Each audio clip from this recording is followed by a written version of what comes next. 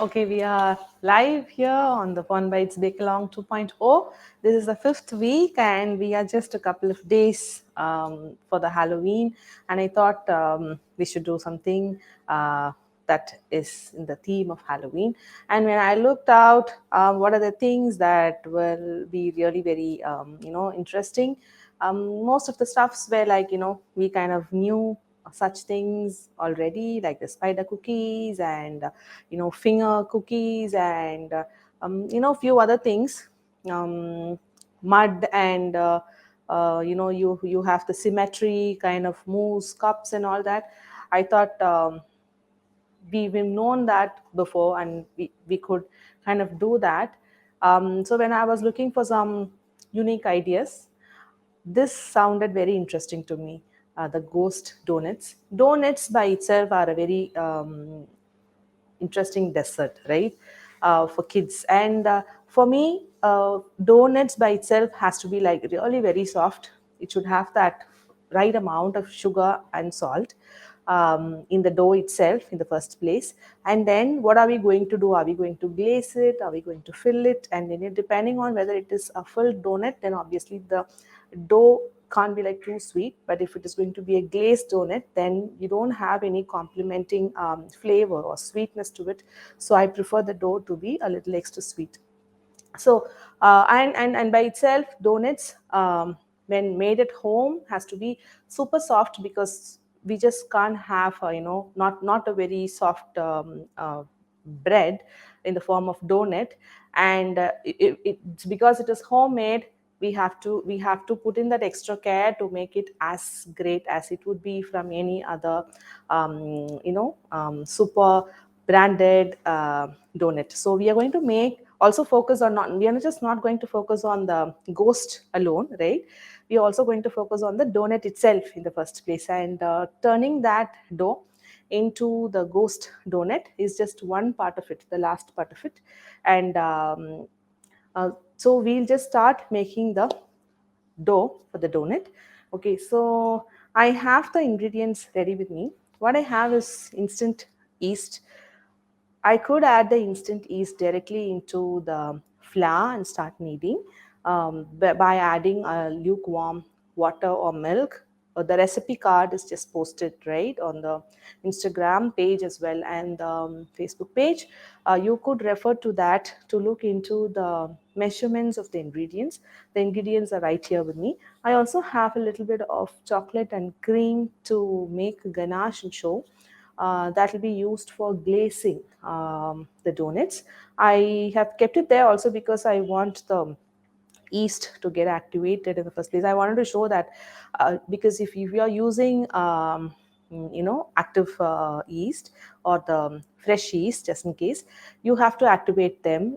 So you have to add them into lukewarm water and allow the yeast to froth up. So that part I could skip today because I'm using the instant yeast. But I could also do that process of mixing the yeast with some sugar with the lukewarm water to activate the yeast. So that is what I'm going to do. But if you are having the instant yeast, you could add it directly onto the flour. Questions I would be going through at the end to check on and reply to your queries. To begin with, I'm starting the saucepan and adding the water. There's just little bit of water, but the point here is the water cannot be in room temperature for the yeast to get activated. For that reason, I'm just going to heat the water up, because by the time I'm heating it up, if I'd already had hot water or warm water, the temperature wouldn't be just right for me to mix it up with yeast, because when it gets added up into the yeast, it just needs to be lukewarm. So I'm just going to heat the water up, and I'm going to show you how I do the lukewarm test before I add yeast into the water. You don't want it to keep it like too hot as well, that will kill the yeast. Okay, now looks like it is heated up. Now I've added the water into the bowl. I'm just going to dip my pinky finger into the water. Now, if it is too hot, if I'm not able to bear the temperature of this water, then this is like really hot for the yeast also. So I should be able to dip, put my pinky finger or one of the fingers, a clean fingers obviously, into the water and count till 5. And the fifth count is when you, that is the maximum, tolerance level that you should have, and you should be able to bear that heat until you count to 5. That is one test that I do if we are not going to use any temperature test. Okay, so this is quite good. I was able to count till 5 and it is warm. Now that's the yeast. I'm going to add it in, and I'm also adding some sugar into the yeast and mix this up. We need that sugar to be mixed with yeast when we are adding that into the lukewarm water. Now this I'm just going to set it aside. I'm going to pick it up and show how this is frothed up, okay, in the first place. Now this I'm just going to set it aside and allow the yeast to react and get activated. And in the meantime, what I'm going to do, I just need some water in this. Little bit of water for double boiling. So in the meantime, I need the time for the yeast to get activated, right? So I'm going to use milk chocolate. It is going to be a glaze, right? So the ratio is a 1:1. 50 grams of milk chocolate to 50 grams of cream is what I have. So I'm having a little bit of, I could have done that in the microwave, but I can't shift the microwave here into this table. So I'm just heating this water up. You can see, so this is a double boil method. So that's just little bit of water, about a centimeter tall. I'm just going to place the glass bowl on this saucepan, and I'm making sure the bottom is not touching the water. Okay, and I'm just going to allow the heat. You could also heat the saucepan up first, allow the water to boil for some time, and then you know that the steam already is coming. That will immediately touch the bottom of this bowl and let the chocolate melt. Now that we have to wait until the water boils, and once it boils, you cannot allow it to, like, keep boiling when the double boiling is happening. I'm just increasing the temperature, so um, the water heats up fast, like quickly. And then once I see it is boiling, because that's a glass bowl, right, I could see through. So I'm reducing the temperature, and now I'm allowing the chocolate to melt. I could also add the cream at the same time, um, and let both melt together. I mean, the chocolate melt and then mix it up with the cream as well. So now you can see the chocolate is melting.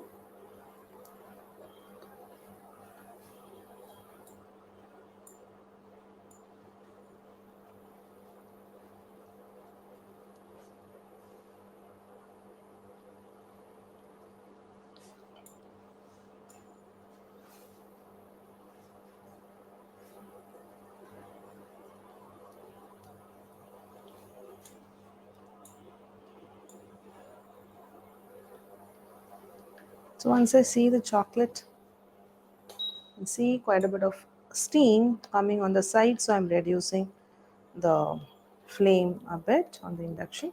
Now the chocolate is melted enough. Now I'm adding the cream also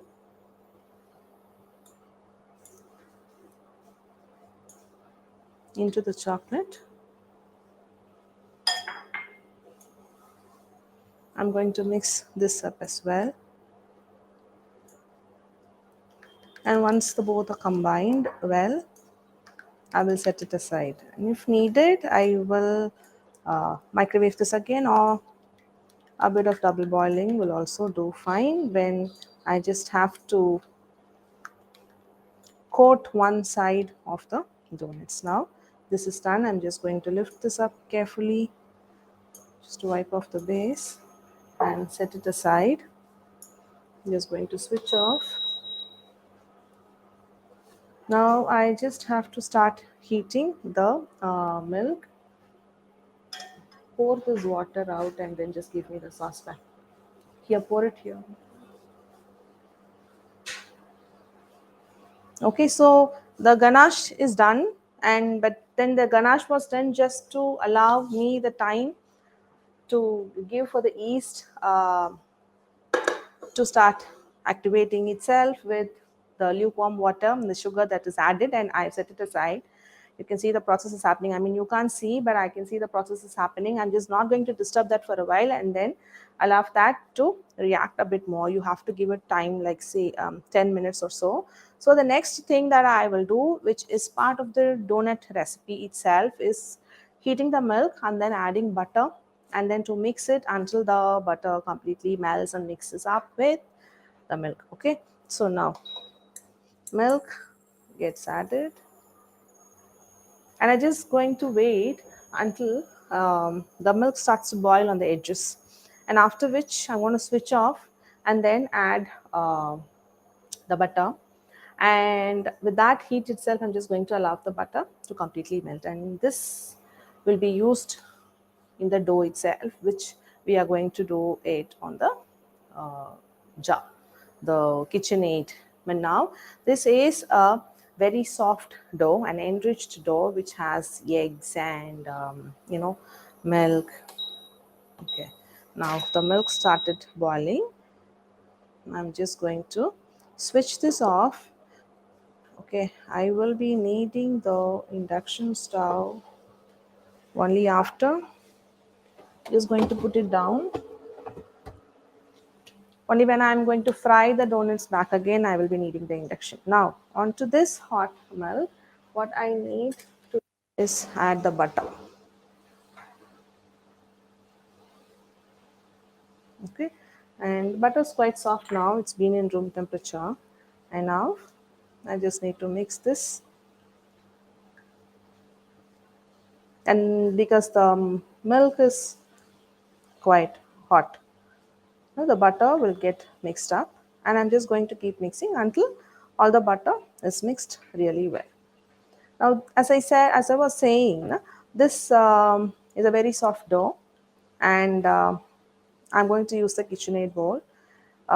If you're using a handheld beater and a separate bowl, then you could use a deeper bowl, not a wide one, a deeper bowl, and use the dough hook and your hand beater, and then use the beater itself to make this dough, because it's going to be very sticky to use your hands and knead. Okay, so now this I'm just going to keep it aside, and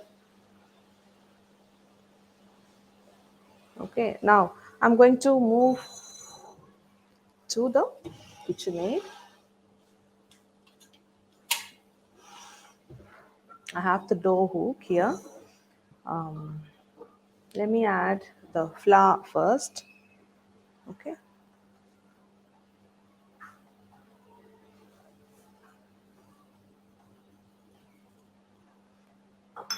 and then the sugar. And so now the egg comes in place of egg.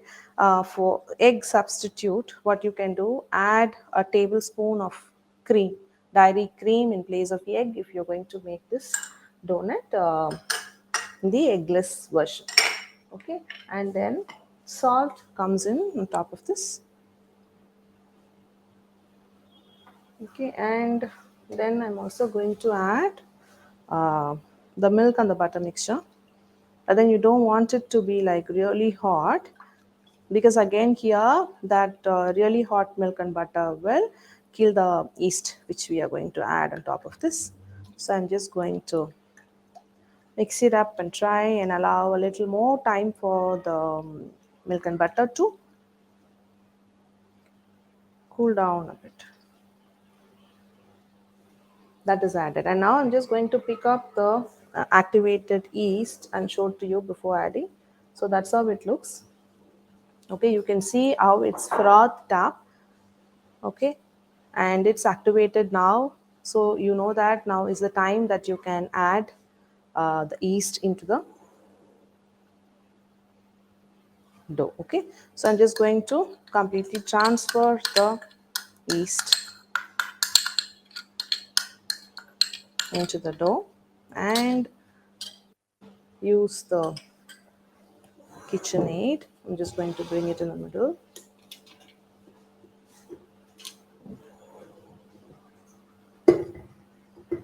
Fit this and put the dough hook and then start beating. Now it is going to take me 10 minutes and more until you see the dough will start coming together. And then in between, I have to scrape it down and put the dough together again. And then the final stage will be when the dough will move itself from the sides of the bowl and then come together. It will be a very, very soft and a sticky dough, but that's how we are going to look at. Okay, so I'll start it on medium speed and then maybe I'll increase the speed as needed.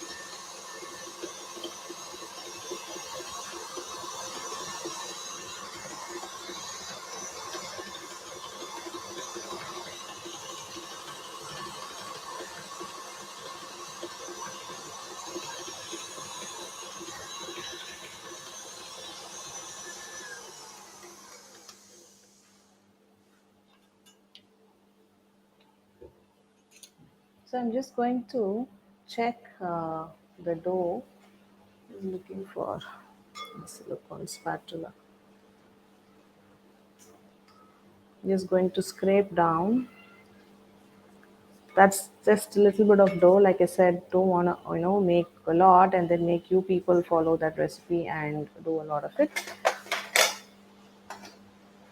So I just want to do check and see. I'm just touching a little bit of flour in my fingers to do a window pane test. Okay.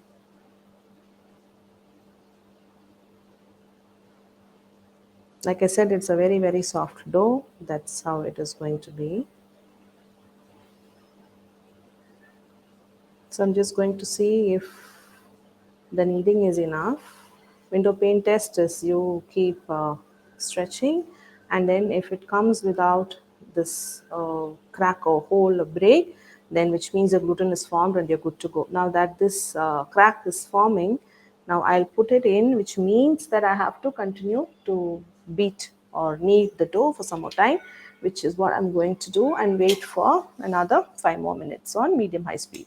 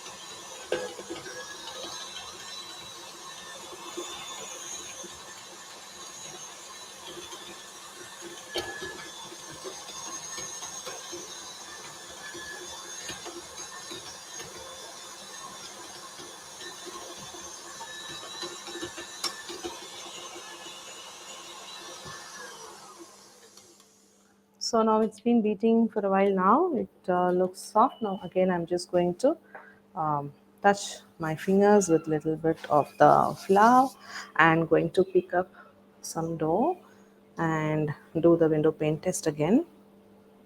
Now, if it is sticky while doing that, then I'll just take the help of dusting some flour Okay, so now if this comes without tearing, and then you can also see it is quite almost opaque, right? It is a very thin sheet, and as I'm pulling also, there is no hole, right? And that's the time you know that you are ready to go, and your beating or kneading with your hands is quite done. But this I prefer to use the handheld beater, also is fine with a dough hook. Okay, so now I am going to remove the bowl from the KitchenAid, and now I wouldn't be needing the KitchenAid after this. Setting that one aside.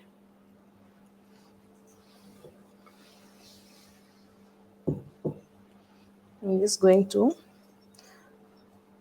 so the dough is kneaded now completely.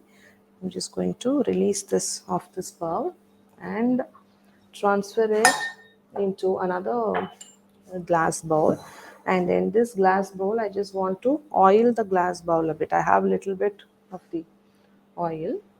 Okay, I'm just going to oil it inside because we are going to allow it to proof, which means we are going to allow it to almost double in volume, and that could take about 30 minutes, 45 minutes, depending on the temperature you are in. What you need to look at is you need to wait for the dough to double in volume. So I'm just coating the inside with oil. Okay, and transfer this dough in.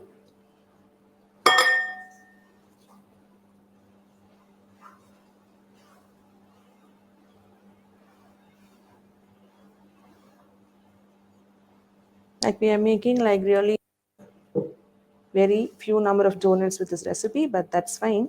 You could double the recipe if you are looking at making more. And this is the least that is safe enough to work on the donuts, and try it out if you're making the donuts for the first time. So this is good, and then on top of this, now I would need a damp towel, a wet towel, which I'm just going to get it done.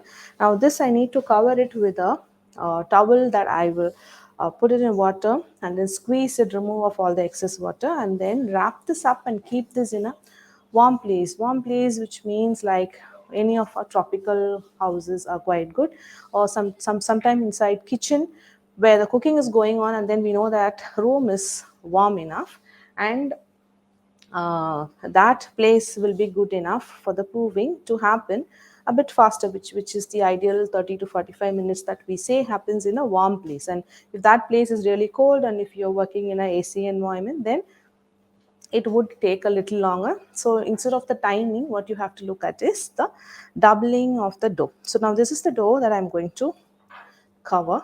Okay, and then I already have another dough that's been proving. We had backtracked the time, so we have exactly 45 minutes when the dough, the previous stage of this is done and it's been resting. So I'm going to put this aside. So for you to understand this, at this stage, once the dough is made, you put it in an oiled bowl and then wrap it up with a wet and squeezed out a damp cloth, and put this aside in a warm room, a warm place for about 30 to 45 minutes, or watch out whether the dough is doubling up in size. And once that is done, then we will be good to go to the next stage.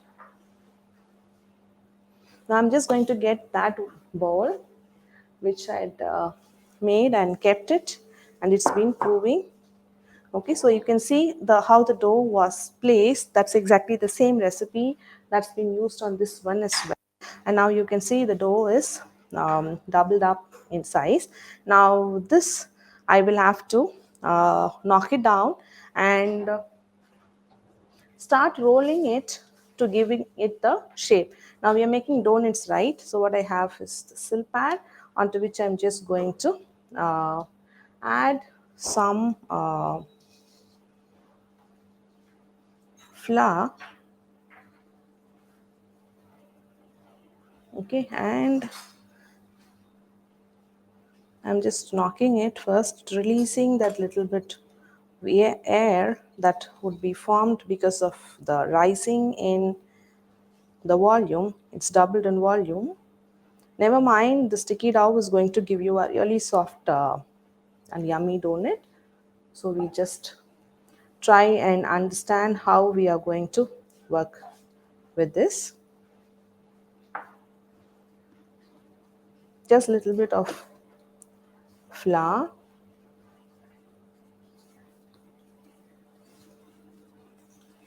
This is quite soft.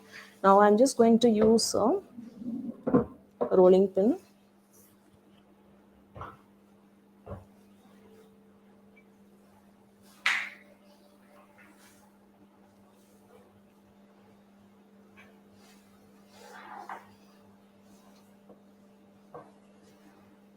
So after the stage, now that I'm going to cut it and then shape it, right? After this has to be allowed to prove again. Again, it needs to, for the second proving is also a part of yeasted baking.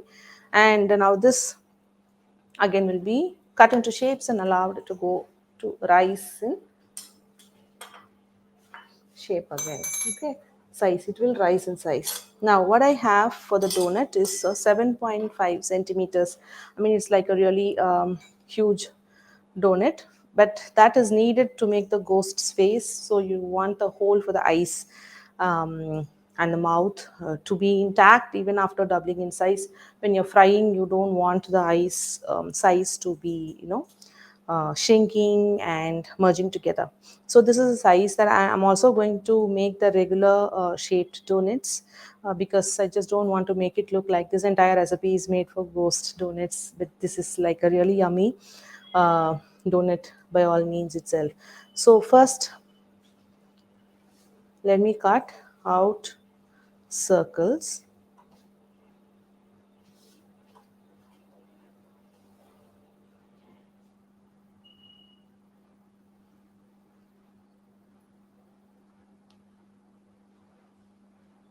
Okay, let me work with these five first.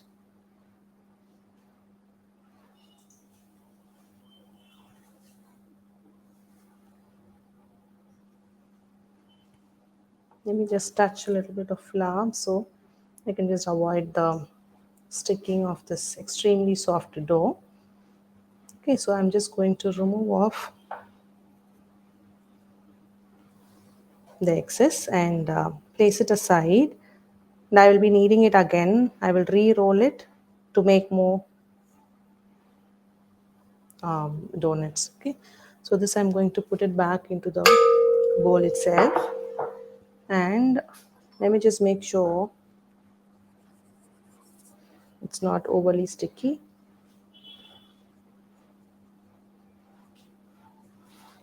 Okay, so for the dough, for the ghost ones, let me make 4 ghost ones. Okay, so now if it is sticky, I'm just going to gently make sure. I can re-roll it if I'm just not pretty happy with the shape. But for the ghost ones, it is okay if it is going to take an oval shape. Okay. Now I have the nozzles itself. Okay, so one is a bit bigger nozzle and other is a bit smaller nozzle. You can see the small one I'm going to use it for the eyes, and the big one I'm just going to use it for the mouth. And now I'm just going to cut out for the eyes and then for the mouth, as I'm doing, as like I put in the recipe card. I'm just dragging to make the opening a bit oval. Okay, so let me just do this. Let me stretch it up a bit even now. I could do that while I'm transferring as well.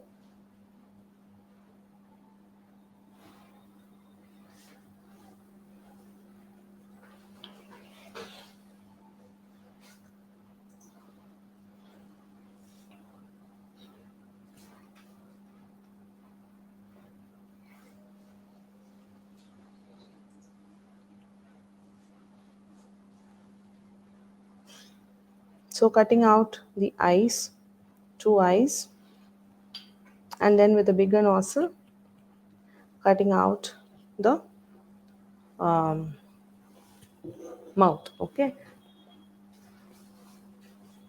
I'm just have a baking tray. I'm not going to bake, but then I have this to transfer the donuts and then allow that to be doubling up in size again. But I just want it to be not disturbed much. Okay, so from here you can see both these places. From here I'm just going to lift the ghost donut and then place it on the butter paper. Now while it is getting sticky, dust your hands with flour.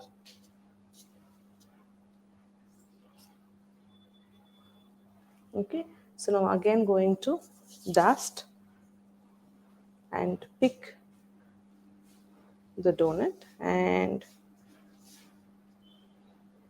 just make sure I'm just narrowing down at the eyes part and then at the mouth part as well.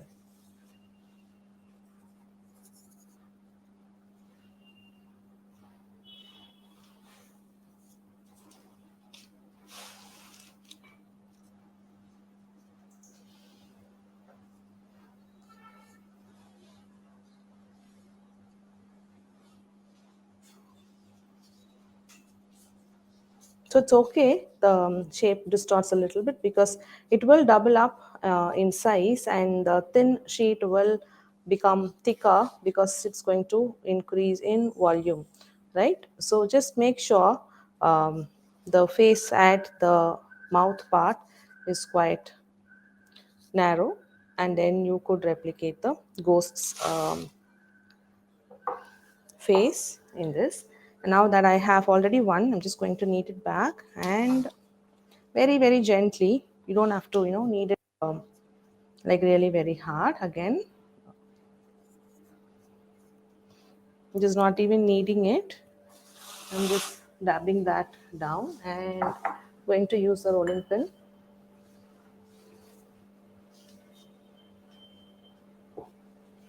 to roll that. Let me see if I will get a few more, maybe four more of that size. I can make it using the same bigger size. I'm just going to make one small hole to make it look like it is the regular glazed donut.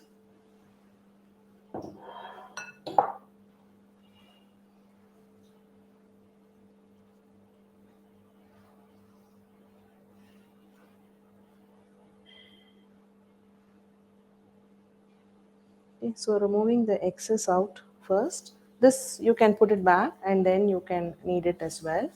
I'm just setting this aside and then in the center I just use the bigger size nozzle itself and cut it out.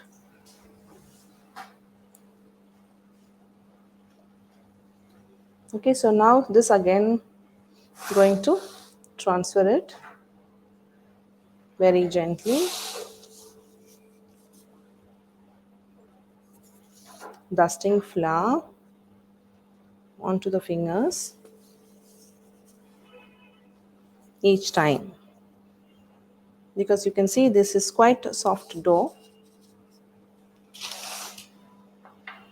Now one last time, but then the excess that you can just dab it. Okay, now I'm just going to set this aside. Now I would have gotten a couple more of the regular sized donuts as well. Now this per process of the donut should go into proving, second proving. That again is going to take, depending on the temperature you are in, is going to take another 30 minutes to 45 minutes.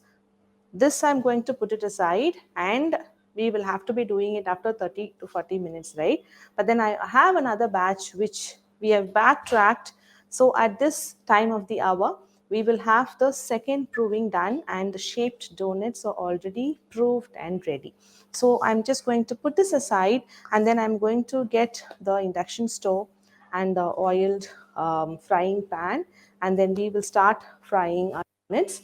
Now, um, for you to follow, after shaping and cutting to the desired shape, right? Now we have four of the ghost ones, and then three of this, but then you could have gotten one more of the regular size, and this should go into a warm place to get doubled in size for about 30 to 40 minutes, after which is when you will be ready to fry the donuts, and it will be completely ready. Now, putting this aside,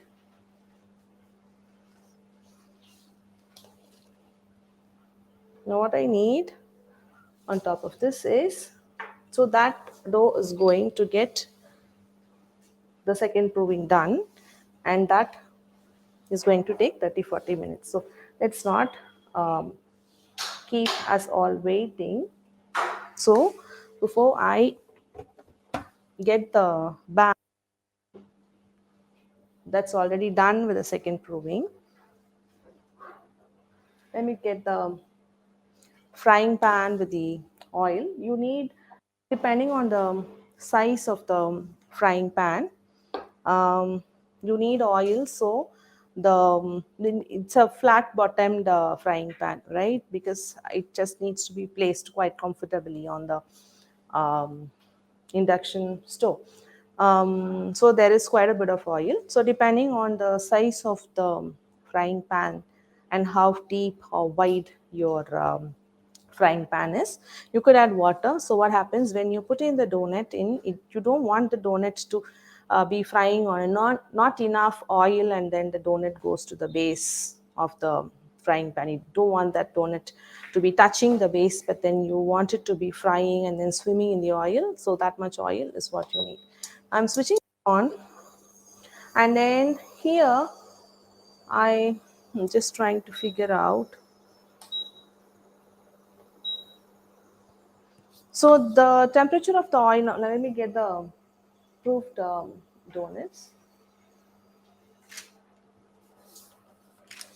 So as you can see here, these ones, the ones that are proved after 30-40 minutes of the previous stage that I've just sent, you can see they have doubled in volume. This is what we are looking at, and this is when you know it is ready to get fried. Yeah, the oil is being fried under this, but I'm just trying to show you how it looks before you know that it has to be fried in the oil. Now, the oil's temperature, if you are quite comfortable with frying the food that you cook, then you know that too much of heat will also burn the donut, and then like too less of heat will not even cook the donut at all. So I have the thermometer here. I'm just going to get to 180.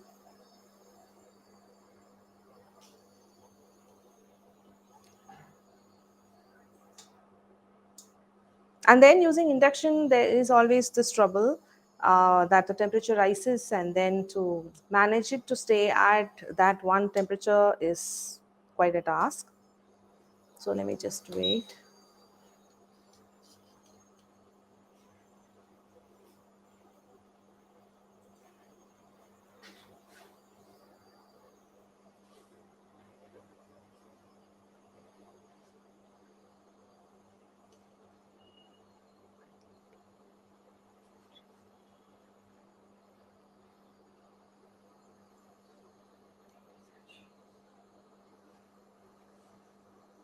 So I'm just waiting for the temperature to reach 180 degree Celsius.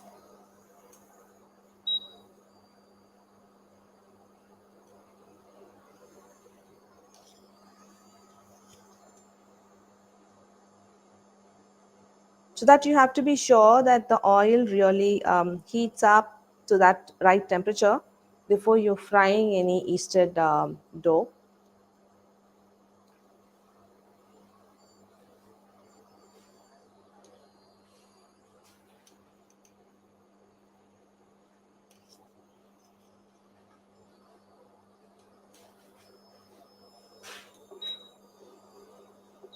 So I'm just going to increase the temperature, allow the temperature to rise, and then I'm just going to bring it down.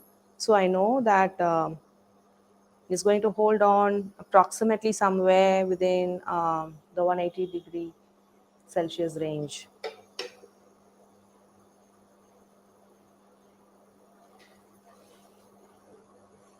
See, the temperature quickly rises. It's on 94, 5, and 96, and then it is going to touch 100 in a while. And then we are just going to wait until now. If you do not have this temperature, I mean, if you have your own judgment, if you've been frying your food, you know that you can instantly figure out which is the right temperature for you to put the donut in and not allow it to be overburnt and it just becomes like really dark brown. You're just looking at a light brown being cooked on either side for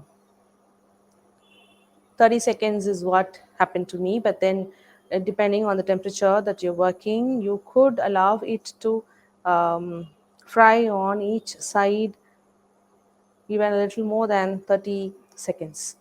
For me, somewhere within the 30 seconds works quite good.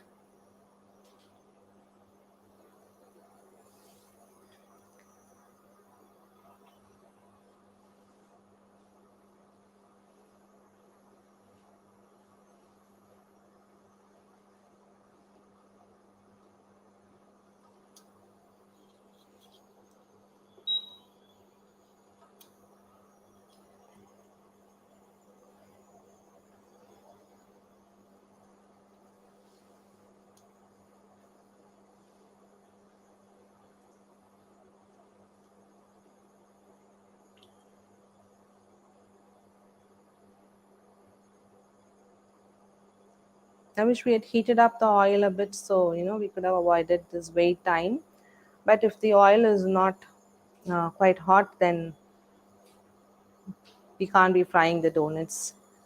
So frying is also a critical step that we cannot miss, like how we just don't show baking, but then we say, bake it in the oven and then it gets baked. But that is quite fine. You just have to put it in the oven with the right setting. And to talk about cakes, like say when the toothpick inserted in the center of the oven and all that, steps are quite good for the cake. But then I thought you can't be saying that to the dish which has to be frying in the oil at the right temperature.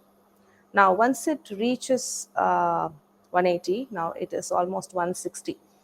I mean, sometime it's just going to reach 180, and after which I'm just going to reduce the temperature and not allow it to quite reach like too far.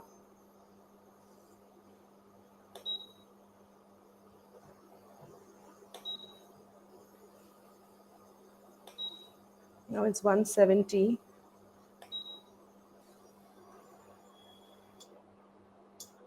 I just don't want to go till say maybe 200 or so, and that is not really good. But you could try, you could just put in the small, tiny balls that are there, that the final bits from the donuts, what you get, or the tiny little balls, right? That you can just add it in and see if they are getting over fried or like really too browned. And then, you just need to reduce the flame by a bit and then um, continue to fry later on when the temperature is come down. Now you can see that there is a 181, it goes high. I'm trying to reduce a bit.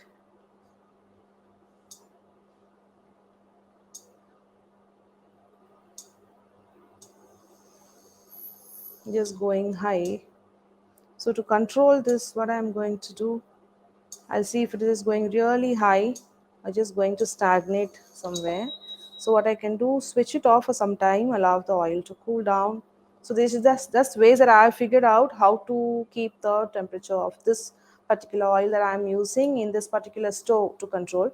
So what is really important is to not allow the temperature to like really shoot up and then have like really a piping hot oil and then it's going to brown your donut. That's very important. Now, after switching it off, the temperature is just staying there, 184, and it's just actually coming down. It's 183.5. So now I will switch it on and then have it at a low temperature. Now I know it is somewhere around 184. Okay, so now I'm just going to start. Now in the meantime, after a couple of minutes, I'll come back and then check with the thermometer again.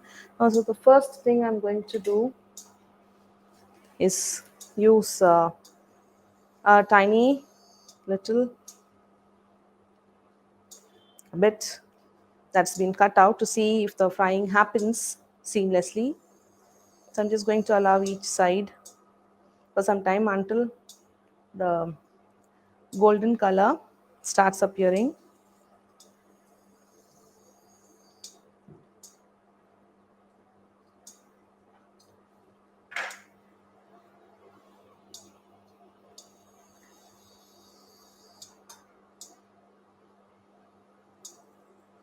Because it feels like it is not over browning and the temperature is good, it's just starting to fry.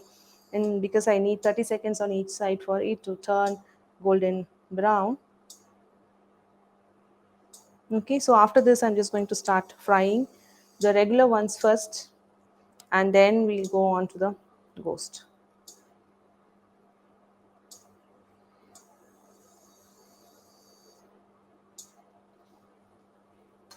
Okay, so I'm just putting this aside. I also have some castor sugar in which I'm just going to dip the donuts. So I'm just going to fry one by one. So I'm just gently taking,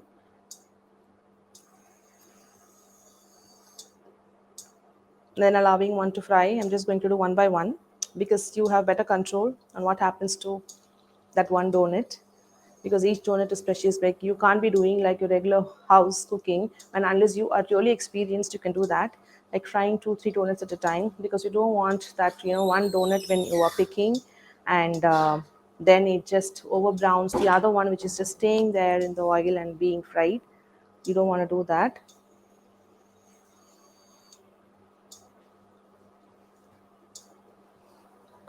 To increase temperature by a bit.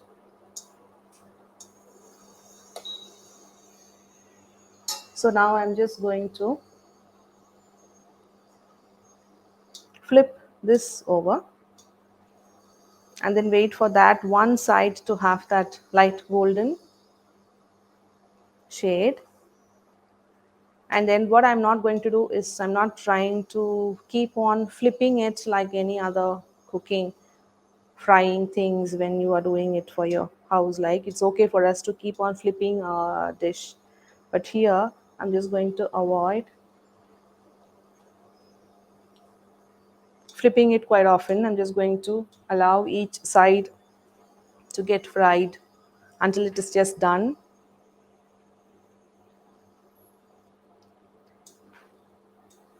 Okay, so I think I'll stop. It's just golden brown color. Now what I will do, I'm just going to use the bowl of castor sugar. I'm just not going to leave it quite more. What I'm going to do is put this into this bowl of castor sugar and use a fork to just coat. So the sugar donuts, if you have to do, the process is something like this. From the oil, it just directly goes into the bowl of castor sugar, and then from here, it just needs to be transferred into a bowl, and that's how you have the sugar donuts. So some of them I'm just going to make it like this sugar donuts, and then some of them, like we have only a couple of them for each, I'm just going to use the milk ganache that we did to glaze it. So now I'm just going to quickly run the thermometer in to check if the temperature is like really hot, or is it like, so it's quickly rising. It's not too low. It's 175, 178. So there will be this 180 check. So I'm just going to drop the other one.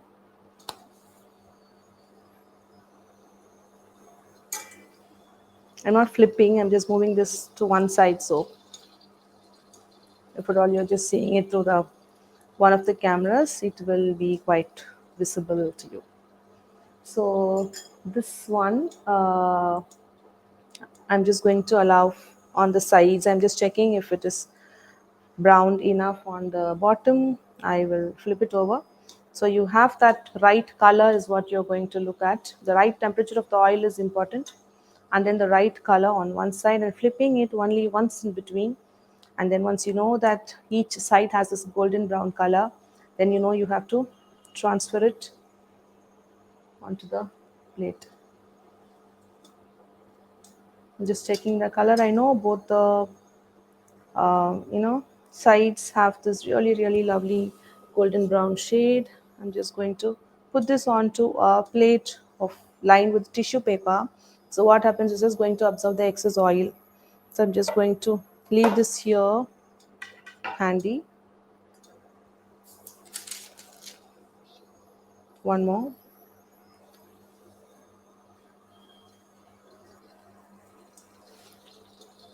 So this I'm just going to again sugar coat it.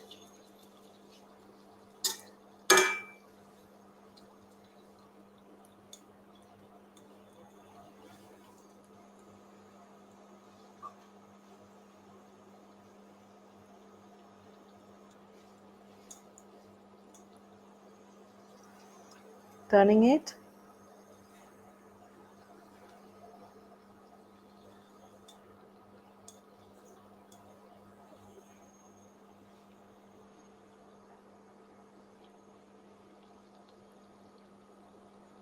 So you don't want it frying like really very quickly and then trying to burn it up, and then you will not have a very soft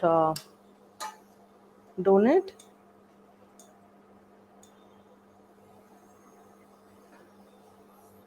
Okay, I'm just going to put the rest onto the tissue.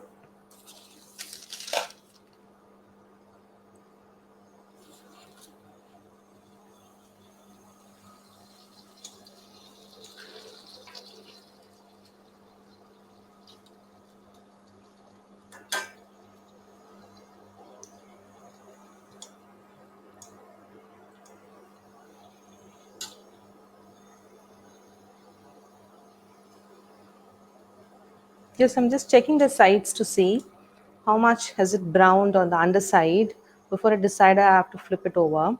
So I'm not going to count till 30 seconds.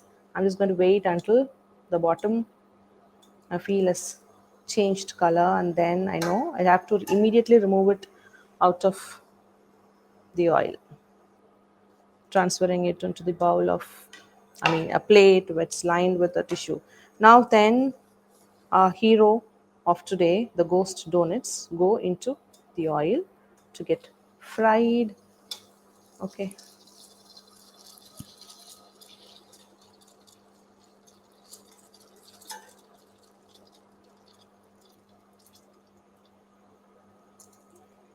Okay, now turning it because I can see the back side has browned quite good. You can see that golden brown is what we are looking at, and it was just in a few seconds, right? So you could wait until you can check the color. Now you can see it's fried well. Now I'm just going to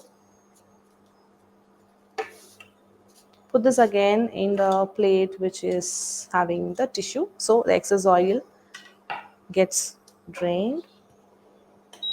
Let me just reduce the temperature.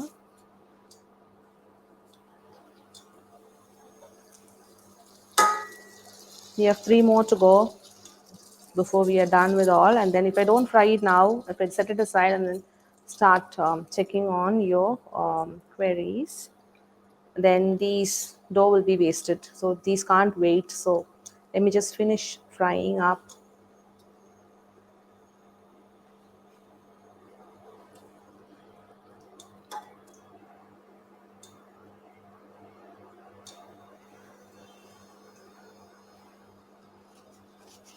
Just putting that aside. Three more to go.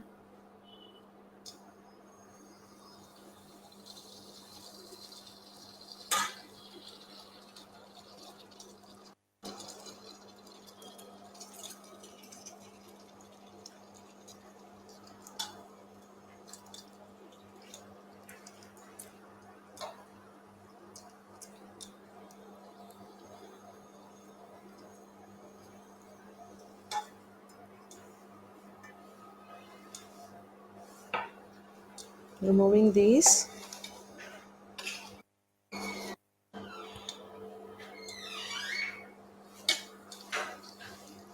Last couple of them.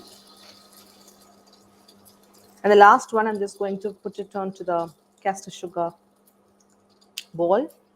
So you can see how the, the ones from the oil directly goes onto the bowl of castor sugar, becomes the, sugar donuts.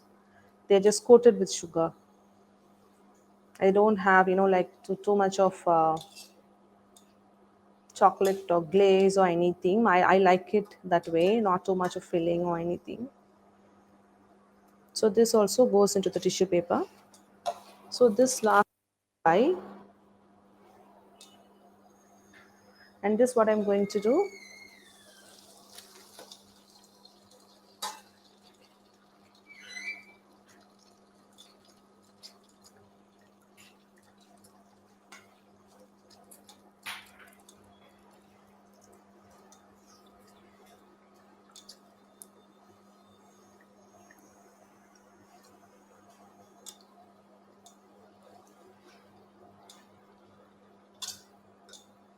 Okay, so this I'm just going to drop it into this bowl of castor sugar. Okay, I'm just going to coat that whole thing with castor sugar and turn it over, and then make sure with that little oil it should get coated quite well.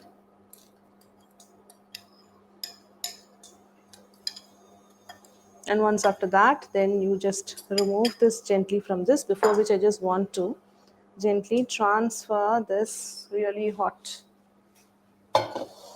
oil aside. Now I'm just going to switch this off. It is quite hot now as well. I'm just going to put this away. Done frying now. And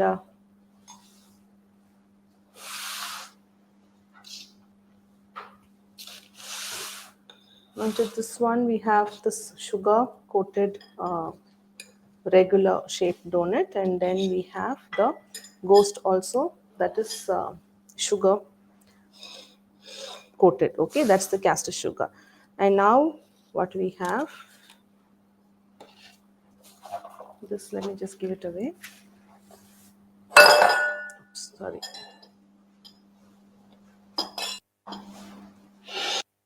So these two is what we have. Now looking at the ganache.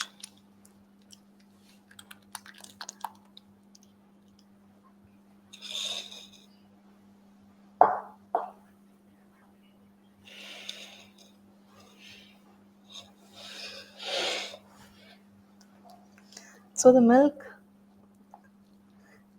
ganache has to be microwaved a bit.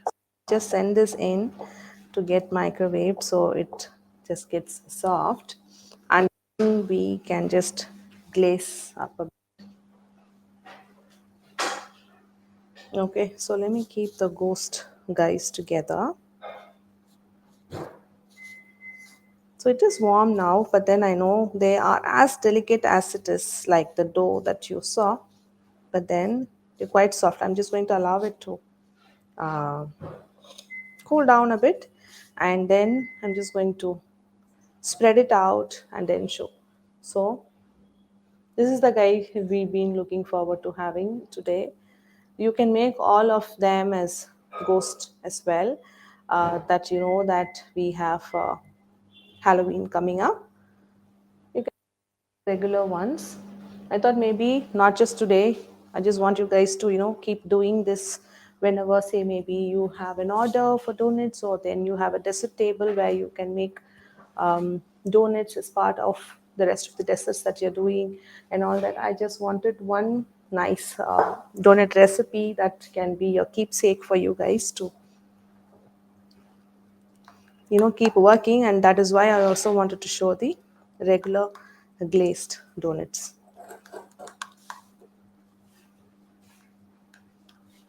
So I'm just going to mix up. So I'm going to glaze one of the regular one and one of the ghost.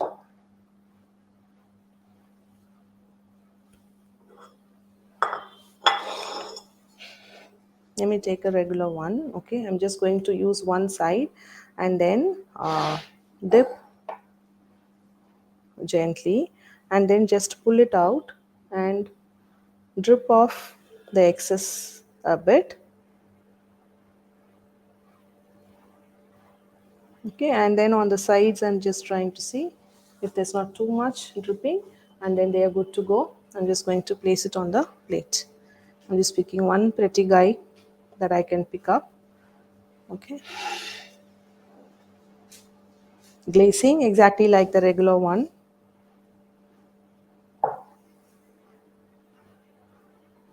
and then picking it up gently and allowing the ganache to drip, and then placing it on the plate. Okay, so these, one more plate. No, I'm just removing off the tissue paper so you can get to see the quite well. I will continue and glaze the rest of it or just use it like however the choice of whoever wants to eat it. Let me just transfer these into bowls, and they look a little oily there. You don't want to leave it where there's quite a bit of oil.